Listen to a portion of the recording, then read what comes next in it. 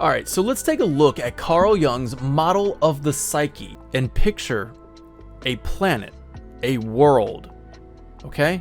I believe that the planet in Final Fantasy VII, Gaia, is its own individual. It has a psyche. So to take a look at that a little bit more, let's talk about a little bit what we're seeing here.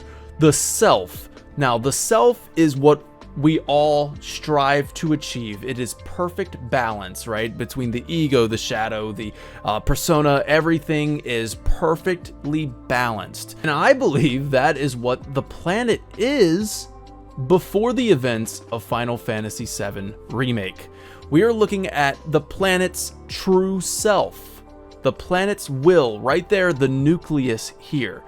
Think of the planet right here as the outer world. It is the physical plane in which we project our persona onto, our mask, our personality to other people. The planet is projecting its personality, its persona onto the physical plane, and it is what creates the world out there.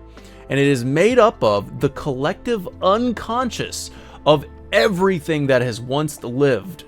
Every single living thing. I do want to preface again that I am not educated on all of this. I am not a professor. I don't know this. I did not study this stuff. I am actively educating myself through looking up on Google, the internet, watching a ton of videos on this stuff, and kind of relating it to Final Fantasy VII because of what scenario writer Kazushika Nijima said, that, hey, the collective unconscious theory by Carl Jung could play into knowing what's going to happen in Part 3. Just a little, tip of the hat for you.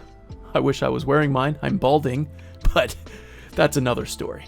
Anyways, the personal unconscious is the product of the interaction between the collective unconscious, the life stream, and the development of the individual, the planet, during its life.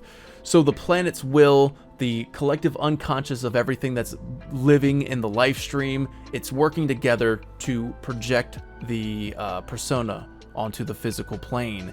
It's just like that person from Cosmo Canyon said, where the planet is as much a part of us as we are part of the planet. And now I'm going to read this quote directly from Carl Jung about the unconscious. Quote, "Everything of which I know, but of which I am not at the moment thinking. Everything of which I was once conscious, but have now forgotten. Everything perceived by my senses, but not noted by my conscious mind.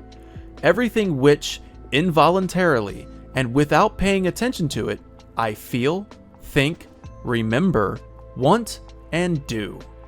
All the future things which are taking shape in me and will sometime come to consciousness. All this is the content of the unconscious. Besides these, we must include all more or less intentional repressions of painful thought and feelings. I call the sum of these contents the personal unconscious." End quote. Okay, so the personal unconscious is the repressed feelings that the planet has, but has now perfectly in balance with. Okay, we are perfectly balanced with all of these feelings, emotions, and unconscious thought. The planet's true self. But let's take a look at what happens at the end of Final Fantasy VII Remake when Sephiroth convinces the party to shatter the boundaries of fate. In other words, to fracture the psyche of the planet. And this is what we end up with. Right here, the planet's shadow self has now split from the planet's ego. And I call that Lifestream White and Lifestream Black.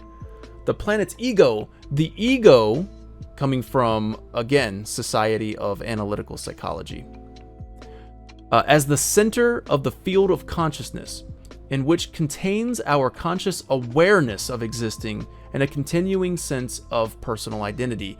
Now, I think that the planet is undergoing a identity crisis at the moment, but the planet's ego is still there. The planet's will is there, but it's now fractured. It's split. The planet's shadow self is now here, and that is now Sephiroth at the nucleus of this.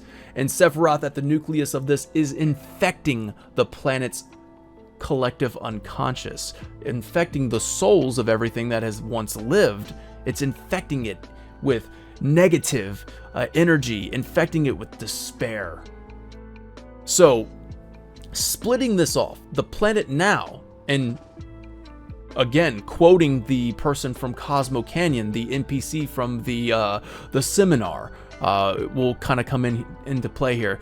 What we're seeing is the planet's fractured psyche, unable to distinguish between what is fact and the unrealized desires of the collective unconscious, now projecting multiple personas. Let's talk about that in just a moment. And if you zoom in, you can see the etchings within. And there is this orbit that kind of goes around. I found this to be very, very fascinating. And again, I talk about the menu screen of Final Fantasy VII Rebirth in a video all on its own. There's some pretty cool analysis in that video. I was pretty proud of it. It didn't perform as well as I hoped, so please go check it out. But in there, I do talk about this a little bit too. Notice how Cloud's orbit in the true self was circling the planet's collective unconscious, perfectly centered in this. And this is me theoretically, because this wasn't in the Rebirth menu screen, but I'm just like, hey, theoretically, this is what I think the planet looked like before the events of Final Fantasy VII Rebirth. I think he's just like everything all living things do in the conscious, the collective unconscious. It's right there. Cloud is centered. But when you see this in Final Fantasy VII Rebirth's menu screen, you see this orbit kind of, it's almost like it's being pulled. It's like, yeah, it's still attached to the planet's true self or the planet's ego, but now it's being pulled out of orbit and almost orbiting around Sephiroth, just like we see in the events of Final Fantasy VII Rebirth, where Cloud is being pulled towards Sephiroth. So the planet is projecting its persona onto the physical world, but what happens when the boundaries of fate are broken? Well, Sephiroth is now projecting his shadow self. He is remaking a world right now at the edge of creation. He's remaking a world using the Lifestream Black, the shadow self. But when that happened, new worlds were born, as Sephiroth says. And there's Zack's world. Zack's world is now being projected onto the, and I'm just saying Zack's world. I don't necessarily think that is Zack's consciousness projecting onto the persona. I think that the planet itself is having a hard time distinguishing what was the real projected persona. I think the planet is having a hard time figuring out what is fact and what is fiction. So now there's another one that's being projected out to the real world that the planet is confused about, and Zack is alive in this one. And this is also the one where Zack chooses to go get the cure for Cloud, or go speak with Hojo. What if he goes to the reactor where Biggs is about to bomb it? And then we have a special case, Aerith's world. This is Aerith's dream. Let's just call it a dream, right? This is the one where Aerith and Cloud have that dream date. And then, what about at the end of Rebirth, when Cloud parries the attack from Sephiroth and saves Aerith? I believe that Cloud has now created a new false persona. And this is the one in which he saves Aerith. And I also think that maybe it's also the one where Zack wakes up in the church at the end of Rebirth. So perhaps Aerith and Zack will be in the same world in part 3. And again, it's a false persona. It is not the real true persona. And I think all of this will have to be resolved and we'll finally get the true self back. And I think that's also what Sephiroth is hoping to do as well. But I do want to talk about how each of these projected persona have to use the collective unconscious to create. which is requiring life stream energy, because life stream energy is collective unconscious energy to project that persona. And that's why we see at Big's world, there's no, it's all dried up, because I think maybe the planet has realized that that's not the real one. We're gonna get that one's got to go, but this one's got to go. But all of that, all of those beings that are on that planet that have now seen the end of the world coming. Hi, it's me from the editing room. Let's just call it maybe fragmented consciousness that's powering the other worlds. Cool. And is going to return home. A homecoming.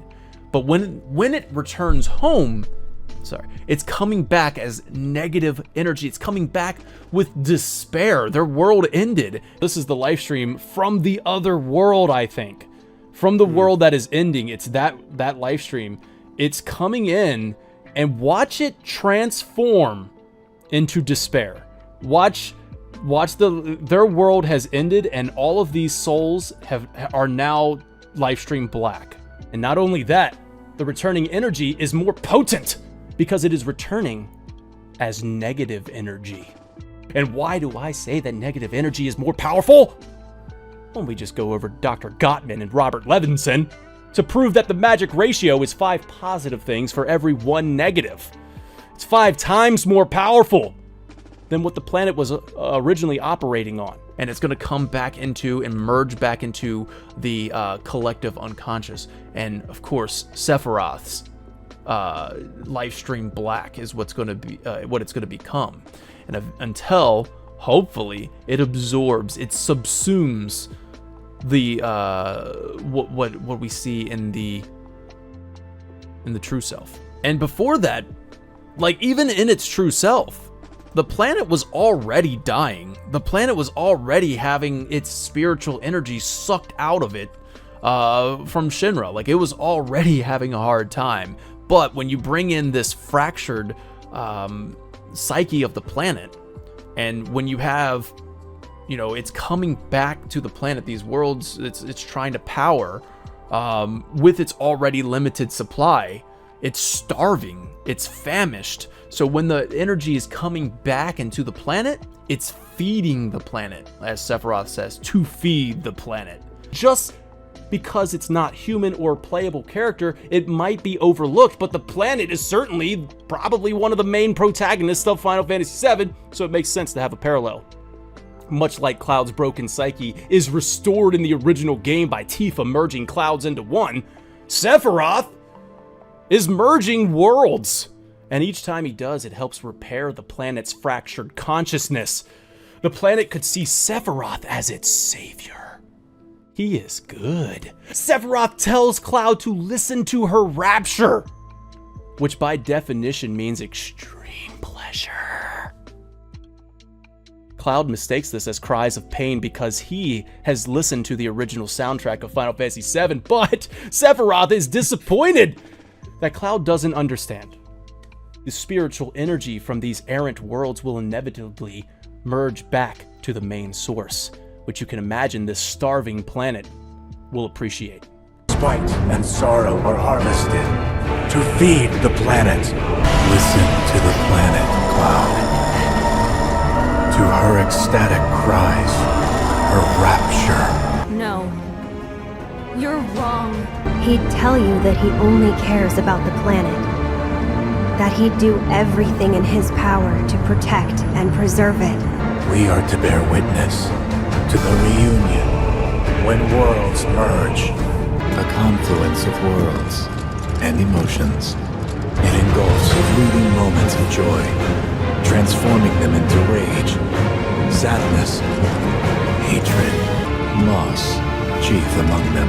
In the planet's embrace, all life is as one. My fragmented mother, these errant worlds, all shall be one again. So what happens when all of these worlds come back to the source as life stream black? All of this life stream energy, this collective unconscious now being tainted with despair and negative thoughts and emotions, those feelings that were supposed to be repressed and balanced, now overtaking I believe Sephiroth is trying to merge all of these worlds back until the shadow self becomes the true self, or as I like to call it, the new self, in which Sephiroth will be at the nucleus of the planet. It is now the planet's will. It is now the planet's god.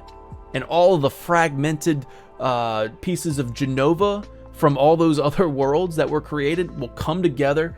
Genova reborn. Sephiroth is the god of the planet, and this is what we get. The planet's new self, Sephiroth, at the center, projecting his persona onto the physical plane. A planet remade. Or reborn.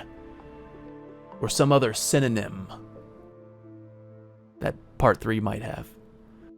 Sephiroth is actually saving the planet, just as he said in Remake, and Aerith said on the Midgar Expressway.